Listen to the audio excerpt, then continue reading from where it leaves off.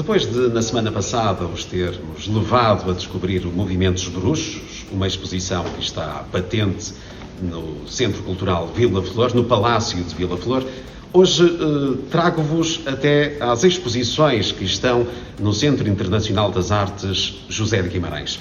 São várias exposições para conhecer nesta altura, depois deste espaço ter estado encerrado ao público durante a pandemia da Covid-19. Uma pandemia que não passou, mas este espaço já pode estar aberto e visitável e tem exposições muito interessantes, como poderão ver.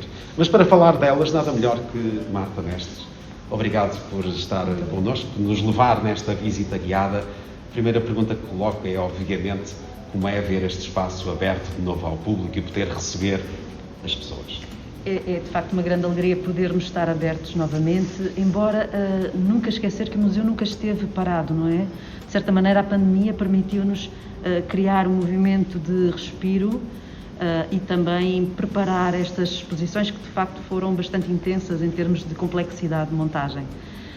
Esse momento de pandemia em que o museu esteve fechado também acabou por ser muito importante para rever a coleção, cuidar da coleção. O museu é um espaço que tem esses bastidores muito intensos e muito ativos. É um trabalho como disse, de bastidores que envolve várias pessoas, desde a manutenção até à conservação, a limpeza, e portanto estar em pandemia foi um momento, de certa maneira, de balanço e preparação também para as novas exposições que agora já estão inauguradas. Portanto, foi um momento de espera, mas uma espera construtiva ao mesmo tempo, que nos permitiu criar as condições para que agora pudéssemos abrir ao público em segurança e também com um conteúdo que, de certa maneira, vem dar uma continuidade e, ao mesmo tempo, uma mudança. Eu penso que os museus são sempre lugares de permanência, não é? Eles devem prezar por valores de permanência, contrariamente a festivais ou contrariamente a outro tipo de programação. E no caso do museu há, evidentemente, uma coleção que nos serve de matéria para pensamento, matéria para imaginarmos aquilo que podem ser as próximas exposições e também sinais de futuro. Então, é esse trabalho com a coleção constante que nos motiva e nos motivou para este novo ciclo. Vamos visitar?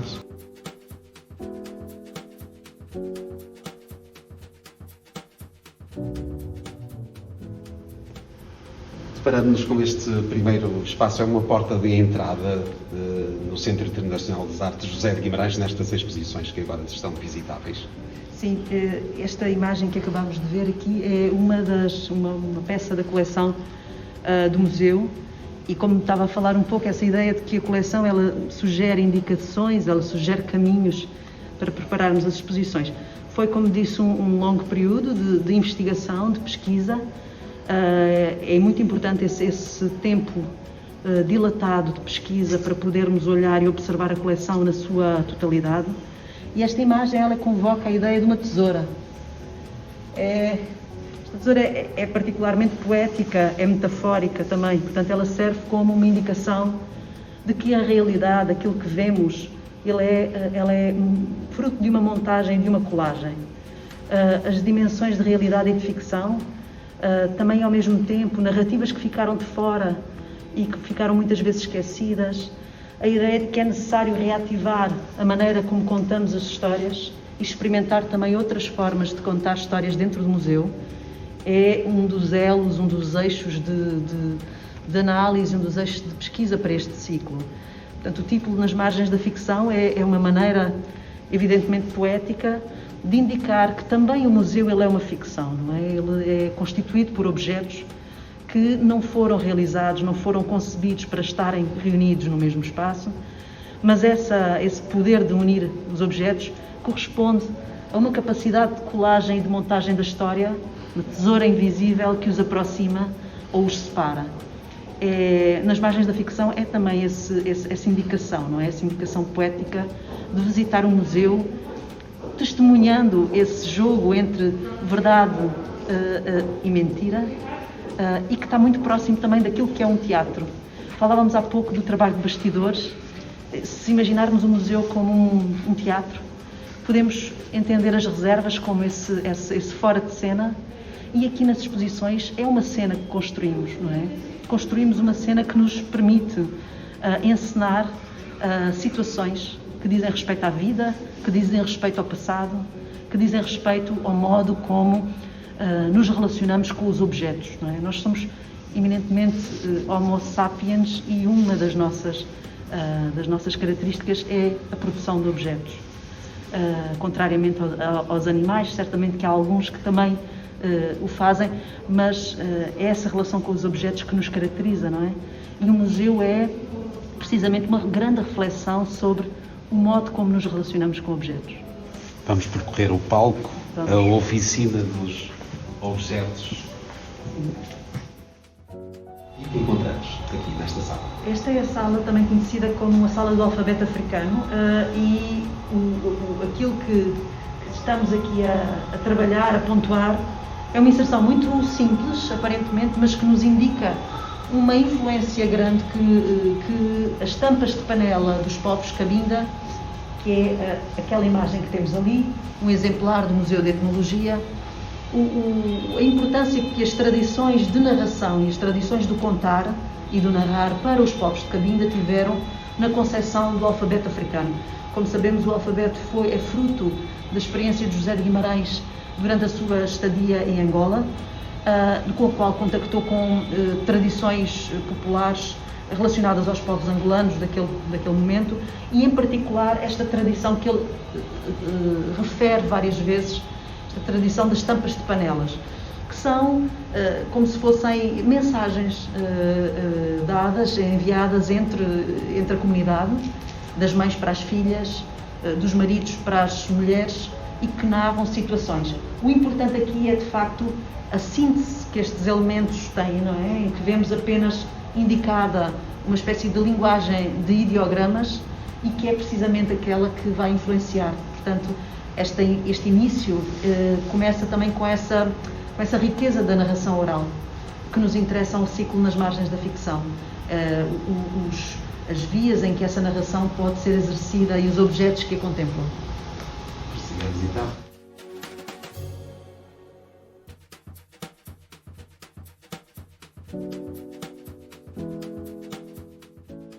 Ali temos os desenhos da mãe de José de Guimarães, que não é dele, não é? Mas teremos também a Francisca Carvalho mais à frente, vídeos de outros artistas que fazem relação com os trabalhos.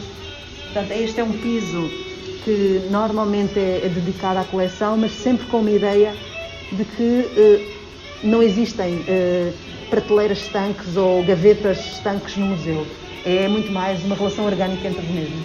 Portanto, quem visitou este espaço antes da pandemia provavelmente vai deparar-se aqui com situações novas, com experiências novas. Com certeza, o museu é sempre uma novidade. Ele não mantém salas demasiado fixas. Há, consecutivamente, relações que são novas aqui. Há um apelo constante até à visita. Com certeza. Ao Centro Internacional das Artes José de Guimarães. Aqui nós temos uma sala dedicada ao tema da maternidade. É um tema muito importante para a arte africana, como podemos ver neste conjunto de obras que vêm de tradições provenientes de vários lugares. E esta coleção pertence não ao CIASG, mas ao próprio José de Guimarães, portanto faz parte de um acervo muito grande que ele possui.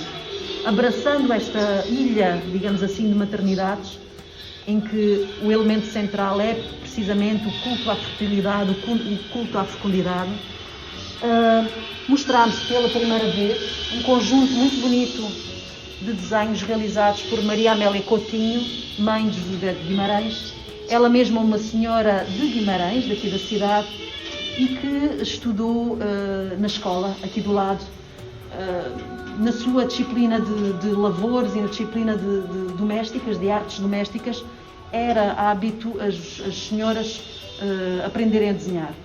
E estes são desenhos técnicos, mas ao mesmo tempo muito poéticos. Podemos ver aqui estas naturezas mortas, de flores que ela foi compilando na década de 30, que ela foi compilando, que nos compõem também um quase herbário. São desenhos muito particulares, muito bonitos, e que, de certa maneira, falam de um princípio de transmissão, que é evocado nesta sala. Esta transmissão de saberes, transmissão da linguagem, a língua-mãe, e a influência, não é, que vemos aqui entre um colecionador de objetos de arte africana e uma mãe que desenha flores, como estas pontes, estes elos se articulam. E entre mãe e filho. E numa linha completamente diferente. Os traços da mãe são incomparáveis aos do filho. Claro. Portanto, não há aqui uma continuidade.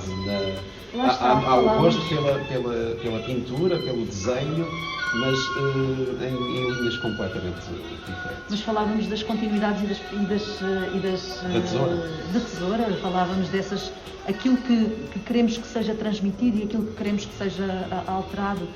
Nesta relação entre influências, evidentemente, José de Guimarães fez o seu percurso, mas vemos que há aqui um princípio de olhar estético, de sensibilidade estética que certamente já estaria na sua vivência desde muito menino, e os desenhos da sua mãe comprovam-no.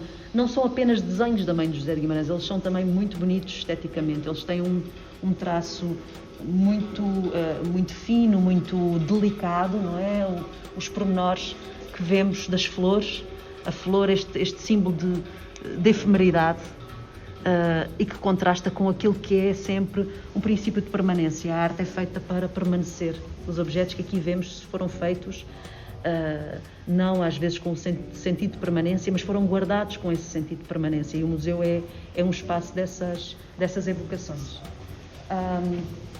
Tudo isto se articula em relações circulares, em relações que muitas vezes nos levam a saltos, não é? Saltos de pensamento. Temos os desenhos, deparamos com uma pintura de José de Guimarães que evoca também essa fecundidade, esse princípio feminino de uma maneira mais visceral, e que nos faz relacionar com histórias da atualidade, histórias de emancipação e de feminismo, como por exemplo esta intervenção da artista Carla Cruz, que é também professora na Universidade do Minho, em que ela nos fala dos poderes do feminino, num conjugar no plural, assim se chama o trabalho, e que é evidentemente uma lista de nomes de mulheres ou de homens que dizem respeito a este princípio da ativação conjunta das vontades das mulheres. Inserido aqui, eu acho que vale a pena mencionar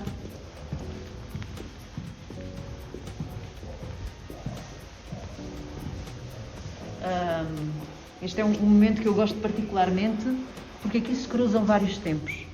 Temos a intervenção da artista Carla Cruz, temos um elemento proveniente da coleção Martins Sarmento, que é uma homenagem às damas vimaranenses no final do século XIX, que se juntaram em prol de vir para a cidade uma escola que pudesse dar educação às crianças, aos jovens. Portanto, é também uma lista de outros nomes do final do século XIX que se relaciona... Uma outra intervenção. Portanto, temos aqui o século XIX, o século XX e este conjunto de maternidades que nos olha. Também, então, há aqui um jogo de olhares entre tempos, entre espaços, entre origens, que eu acho que é particularmente interessante e que fala desse lugar do museu. Aqui eu acho que já é mais conhecida, estamos a ver uma intervenção de cinema de uma cineasta africana, e que também nos fala, portanto a ideia é que a própria sala, que já conhecemos que é uma das salas ex libris, uma sala muito constitutiva, um núcleo do museu, ele possa também ser intervencionada com outras participações, e no caso aqui temos o cinema. Como é que o cinema pode comentar estas máscaras? E estes dois filmes remetem tanto a tradições locais, no caso o carnaval, que ainda se pratica, e há uma relação entre a feitura, a realização de máscaras e estas outras, ou um filme mais atrás da Sara Maldoror, a artista que estamos a testemunhar aqui, e que vai ser agora também um dos destaques do Indie Lisboa, do Festival de Cinema. Está em grande destaque também na Cinemateca Portuguesa. E esta ideia de cinema crítico, cinema que cria ressonâncias, também é algo que nos interessa particularmente com os objetos da coleção. Para os menos conhecedores de José de Guimarães, aqui, numa visita a este espaço, descobrem a influência que a África teve sobre o pintor vimaranense. Sim, não só a África, mas eu diria a multiplicidade, não é? Não apenas a África, mas outras culturas também, outras geografias. Eu acho que a nossa identidade, aquilo que nos faz sermos aquilo que somos, não é? Pode estar ligada a referências mais locais ou pode ter horizontes mais amplos, não é? Eu creio que este museu, ele convoca-nos essa possibilidade de nos identificarmos com outras geografias, outros, não é? E no fundo encontrarmos. E no fundo encontrarmos completamente, sim. E é esse o papel da arte. Eu penso que todos os artistas aquilo que fazem é organizar o mundo, não é? Para eles a relação com o mundo é um caos e há que organizá-lo, não é? E, por exemplo, aqui nós vemos aparentemente desenhos, não é? Seriam algo muito simples em termos de explicação sobre eles, são cores, são manchas, mas não deixam também de exprimir uma mundivisão da artista que compõe esse caos matricial numa organização muito subjetiva, muito específica. Este é um trabalho de Francisca Carvalho, uma jovem artista que durante a pandemia dedicou-se mais à realização de desenhos, algo que ela já faz como sua prática permanente, mas aqui houve uma grande influência de cantos africanos. Ela ia ouvindo uma plataforma digital que é composta por sonoridades do continente africano que foram compiladas e que têm um acesso a através do digital, e ela ia ouvindo esses cantos e essas outras geografias organizaram um modo de desenho que é mais visceral. Ele de certa forma não obedece tanto a um cânon europeu ou um cânon ocidental, ele quase que nos remete para um desenhar de outra forma, não é? Então temos aqui estes tons cósmicos, assim se chama a exposição Cosmic Tones, que fala disso mesmo, e foi feito durante o confinamento, ou seja, o confinamento foi altamente rico por ser uma experiência diferente. E eu diria, sim, para os artistas, eu acho que para um artista não mudou nada, não é? Ele continuou, porque a experiência de fazer a arte dela é uma experiência individual, é muito mais, de certa maneira, individual, única e muito solitária. Eu acho que a pandemia terá mudado para muitas pessoas a vida, mas de facto para a prática artística manteve-se intacto. Eu falei também por telefone com o José de Guimarães, ele tinha feito uma série de novos desenhos, os desenhos da areia, e que agora estão numa exposição em Lisboa. Portanto, estávamos a falar desse período de pausa, mas que acaba por ser sempre foi um período, e está a ser um período de grande intensidade. As pessoas precisam de dar respostas, de certa maneira. Vamos continuar. Eu falo às vezes muito rápido.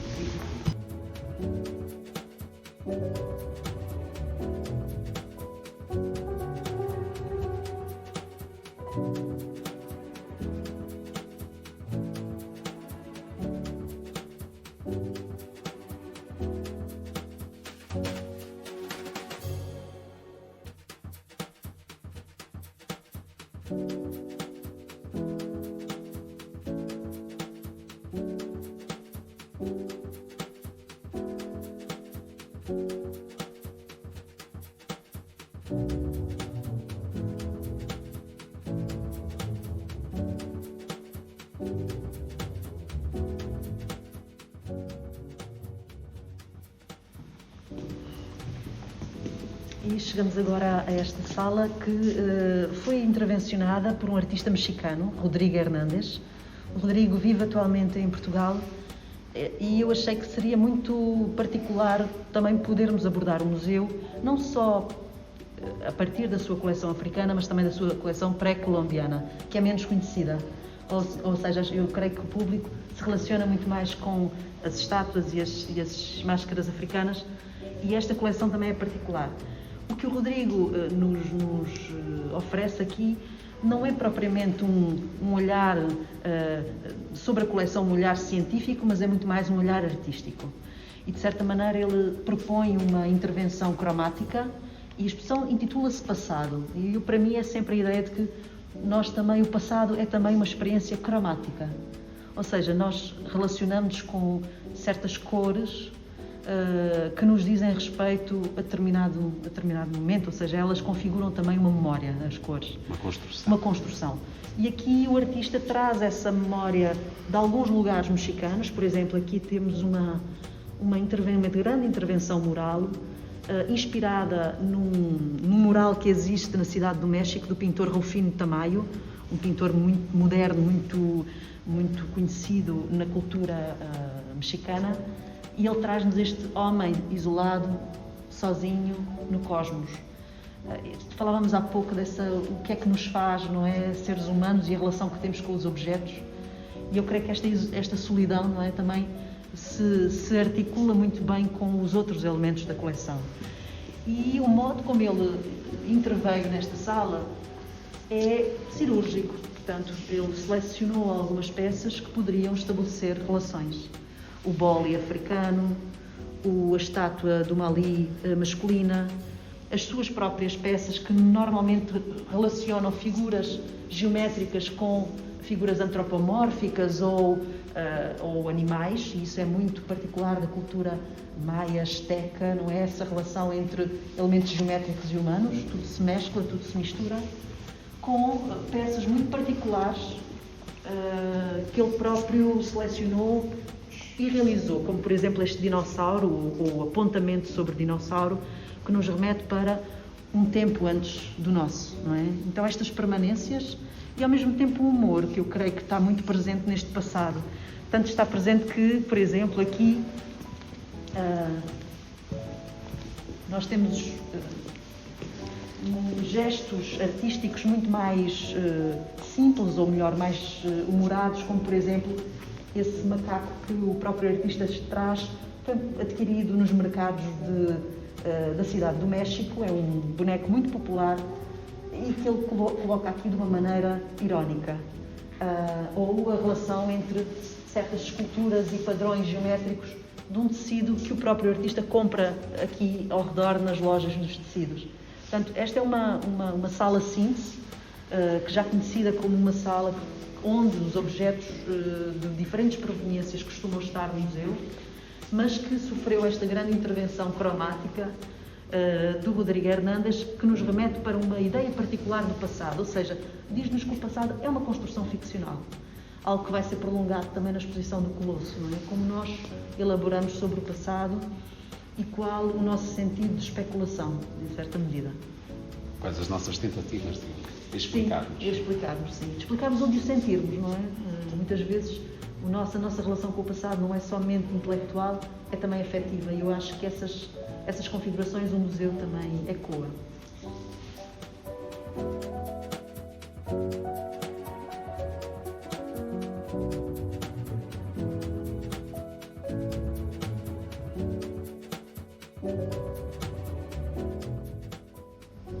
E o que temos aqui, nesta sala? Esta sala é uma sala onde nós, de um modo poético e artístico, refletimos sobre o que é a construção do mito.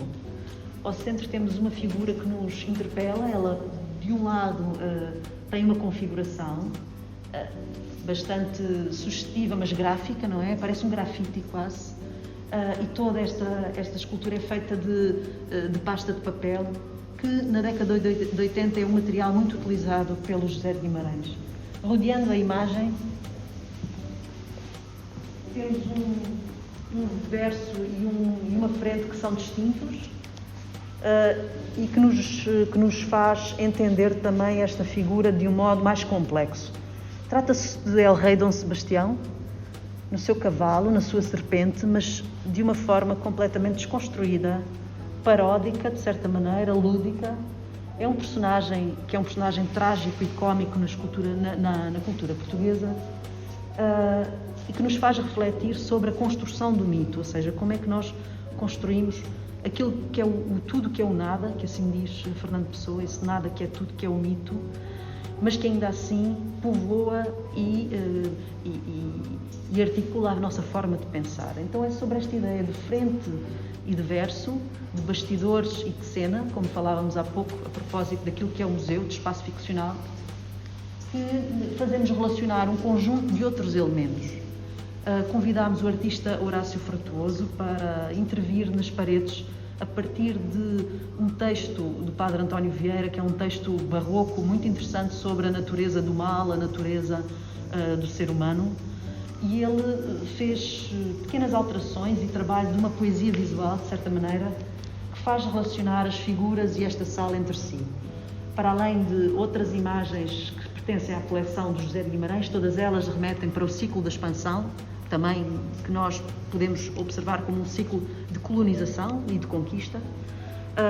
E ali, ao fundo, fantasmagorizando esse outro rei, o rei Dom Sebastião, temos a rainha Ginga junto a um caminhão, um jipe militar, numa projeção que é feita de uma maneira quase escolar e que nos remete para um outro lado da história, que é... Para o outro lado, tal para como o outro esta lado, sim, peça que aqui precisamente, temos, não é? para esse outro o lado. inesperado outro lado. O inesperado. Neste caso foi com o que nos deparamos depois de ver esta obra. Do lado A, Sim, deparamos com o lado B completamente inesperado, com El Rei ali. Claro, é precisamente isso, esse volte-face da descrição histórica e da argumentação da história que nos interessa. Tanto que, por exemplo, aqui chamando a atenção para esta mesa de documentos, mais não temos do que Manuel de Oliveira, no set de filmagem do filme Não Houve a Glória de Mandar, e é precisamente esse outro lado, portanto, os bastidores da montagem do filme, que é um filme que junta esse ciclo épico histórico dos descobrimentos através do seu lado trágico e do seu lado épico. Portanto, também no filme, o final tem essa relação com a história colonial portuguesa.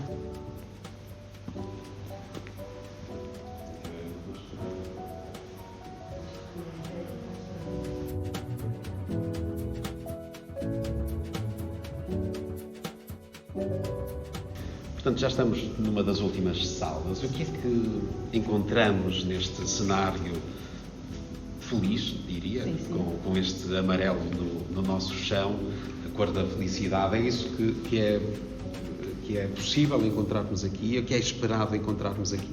Sim, nós, não é, o CIASG, a oficina, também apoia jovens artistas, e aqui foi uma carta branca dada a Fernão Cruz, que é um artista emergente, digamos assim, portanto está a iniciar, e ele traz-nos neste cenário, nesta paisagem, várias ideias que ele explora, nomeadamente estas imagens que vemos de cima são extraídas do livro de Peter Pan. Peter Pan é o menino que não quer crescer e representa uma certa ideia de infância como um lugar de felicidade e de absoluta liberdade de criação. O Fernão Cruz é um artista que me interessou convidar pelo uso que ele faz também desta pasta de papel. As esculturas que vemos aqui são feitas com um processo muito, digamos, simples, não são pedra, não são bronze, elas são feitas no próprio ateliê e que também remete, de certa maneira, para uma prática que o José de Guimarães utiliza. E ele sugere-nos um mergulho nas suas memórias. Esse mergulho nas suas memórias é fragmentário. Temos uma cadeira, temos um guarda-chuva, um extintor, portanto nós temos acesso a essa memória de uma maneira fragmentada e, de certa maneira, enigmático, não é? Não se trata aqui de criar um discurso muito acabado sobre isto, mas trata-se de sentirmos esta experiência numa das salas também com o pé direito muito alto e que tem alguns elementos particulares. Por exemplo, esta escada pertence à coleção, ou está na coleção do CIASG, e é uma escada de vindima regional, local, na qual sobe um macaco, que é uma das partes desses fragmentos do qual compõe esta instalação. Portanto, esse apoio à criação que fazemos traduz-se também no incentivo aos artistas de explorarem o espaço do museu e de se relacionarem com ele, com as suas próprias preocupações e transmitindo isso ao público. Portanto, podemos percorrê-la. E esta é também uma ideia de que Guimarães já não é só um espaço expositivo, é um espaço de criação também. É disso que estamos a falar aqui nesta sala. Completamente. Os processos de criação são processos muito apostados, não é? Uma aposta muito grande, principalmente no SIASC. Convém dizer, eu creio que as pessoas não têm muito essa noção, mas todas as exposições que fazemos aqui são criadas de raiz. Ou seja, elas não vêm em pedâncias, nós não acolhemos exposições que já estejam em cartaz há muito tempo noutros espaços expositivos. Nós criamos coisas novas aqui, portanto há conteúdos inéditos, coisas que as pessoas podem ver pela primeira vez aqui e em mais nenhum lugar. E os artistas visuais, eles fazem também processos de criação muito longos e complexos. Este é um desses exemplos, com esta aposta em jovens artistas que estão também em início de carreira.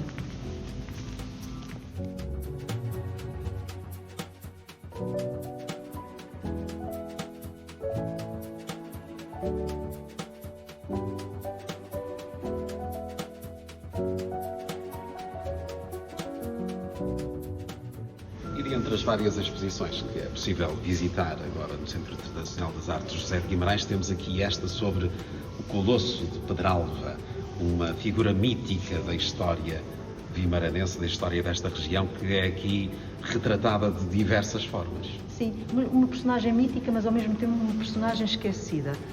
Talvez as pessoas não conheçam, mas este Colosso, ele está à entrada de Guimarães, na rotunda em frente ao Shopping de Guimarães.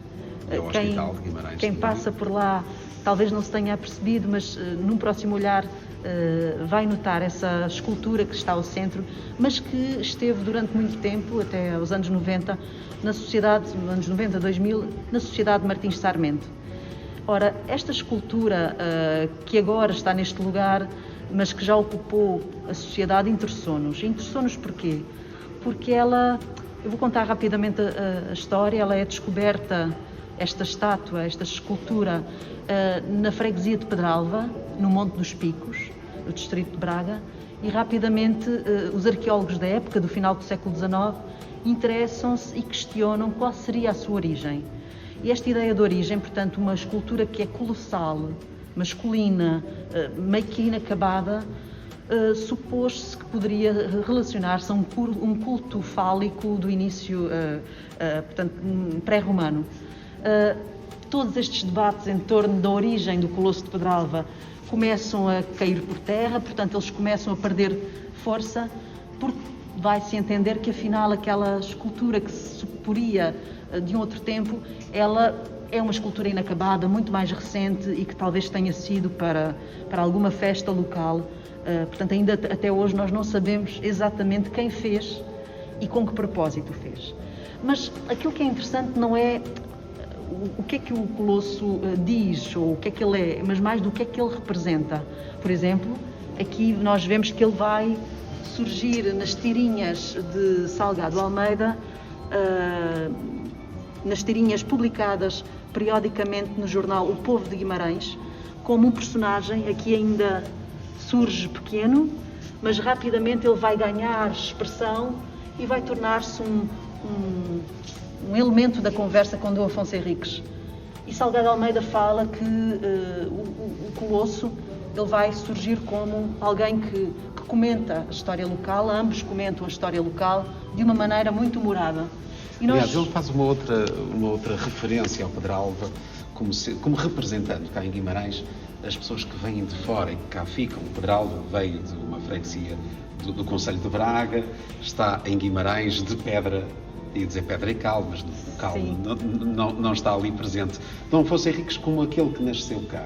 E ele faz esta referência que Guimarães é constituída por Afonsos e Pedralvas. Sim, e esse diálogo entre os dois, não é? Entre quem é daqui e quem vem de fora, também gera aqui uma relação muito interessante, precisamente de comentário sobre a realidade que vai acontecendo ao longo dos anos em que as tirinhas são publicadas no Povo de Guimarães. Nós vemos alusões à poluição, alusões ao clima do verão, muitas alusões à política também, não é? A política local, de certa maneira, problemas que são efetivamente colocados através daquilo que é a anedota, não é? O humor é uma excelente estratégia de olhar a realidade, não é? Ele cria um filtro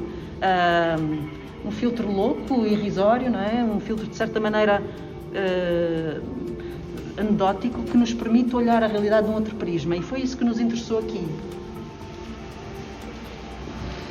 Depois o Colosso vai ganhar a expressão com a estátua que está do cutileiro, também ali. Portanto, ela vai ganhando esta relação muito interessante com as coisas locais. A exposição, ela é uma exposição... Estão ali retratados 10 anos do Colosso de Pedralba nos jornais de Guimarães. Sim, e 10 anos também da história de Portugal, a história política portuguesa e também de Guimarães, de uma maneira muito, muito inusitada. A exposição, ela é uma reflexão muito ampla. Eu vou chamar a atenção aqui para algumas esculturas e instalações que temos aqui, nomeadamente ao fundo da sala.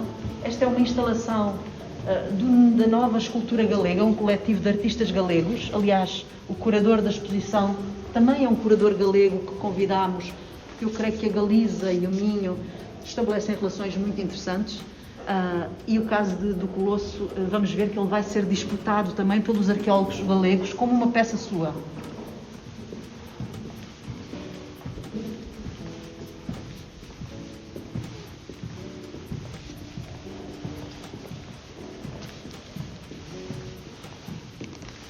Aqui nós vemos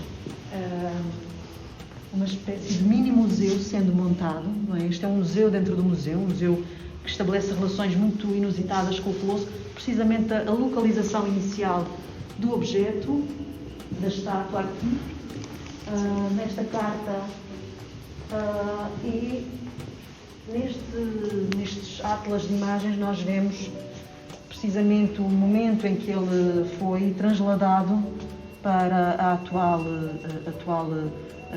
rotunda, onde está agora. Aqui é uma imagem, um cartão da Sociedade Martins Sarmento, em que o vemos no seu jardim. Portanto, esta escultura motivou muito os artistas desta sala para explorarem outras dimensões da escultura. Como eu dizia há pouco, o caso do Colosso vai ser inclusivamente disputado pelos galegos. Neste caderno de arte galego, ele consta como uma escultura celto-romana, portanto, nesta região que antes da definição das fronteiras estava muito mais porosa. Ainda assim ela é porosa, não é? As pessoas da Galiza e as pessoas do Minho, de certa maneira, comunicam entre os montes, cruzam-se. E esta investigação sobre a especulação que é o Colosso interessou muito os artistas, porque a arte vive destas fronteiras mal definidas, não é? Entre aquilo que é verdade e aquilo que é um relato ficcional.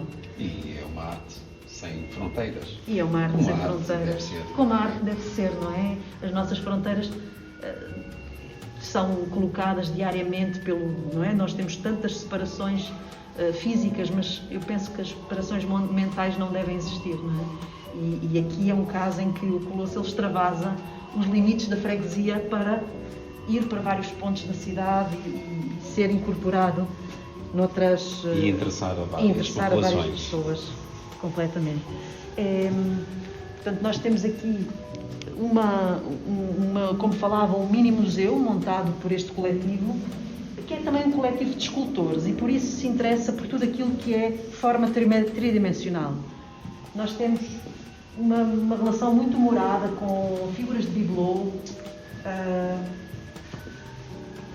ou arte popular, ou até mesmo os ex-votos como um elemento escultórico local, regional, e quer dizer que faz parte também dessa devoção católica.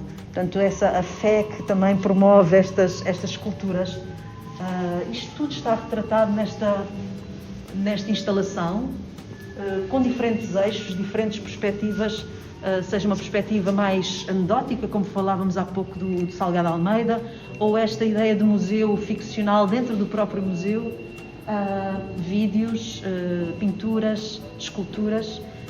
É uma exposição que ficará um ano inteiro, ela ficará até ao próximo ano, em fevereiro, e permite um trabalho com as escolas, permite um trabalho mais de longa continuidade, articulando ateliês, workshops, encontros, Por exemplo, vamos ter em breve também esse encontro, que são os Encontros do Colosso, que vamos promover ao longo do ano e que permitem abordar estas ideias ficcionais e históricas ao mesmo tempo.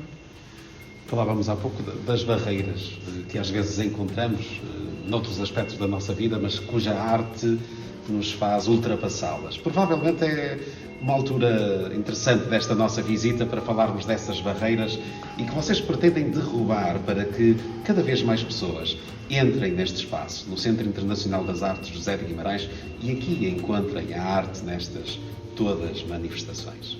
O CIASG é um espaço aberto, em primeiro lugar. Ele é um espaço para as pessoas que querem ter acesso a ele e, portanto, nós convidamos esse público a vir. Seja um público jovem ou um público mais velho, eu julgo que há várias dimensões do nosso acervo e da nossa atividade que permitem essa relação. Então o convite é aberto a toda a gente para vir aqui ao fim de semana ou durante a semana, com mais tempo ou menos tempo. Há gratuidade também aos domingos, portanto eu creio que é um programa muito aliciante para interagirem com esta coleção e interagirem com as novas exposições aqui que estão, praticamente alterámos todo o museu, de cima a baixo, mantendo evidentemente alguns eixos que são estruturais, mas temos aqui 8 novas exposições, todas elas inéditas e feitas com os artistas numa cumplicidade muito grande. É isso que marca também o nosso papel e é isso em que apostamos. E há iniciativas como, por exemplo, as discussões à volta do Colosso de Pedralva que vão promover. Sim, a ideia é que consigamos ter cada vez mais uma atividade no museu para além das exposições. Estas conversas ou encontros com universidades já o fizemos bastante e temos continuado a fazer, vão permitir também modos de interação e modos de convívio entre as pessoas, discutindo assuntos que são locais, mas são globais, não é? São daqui, mas são de todos. E é essa a diversidade que o museu promove, que podemos apostar e trabalhar nela.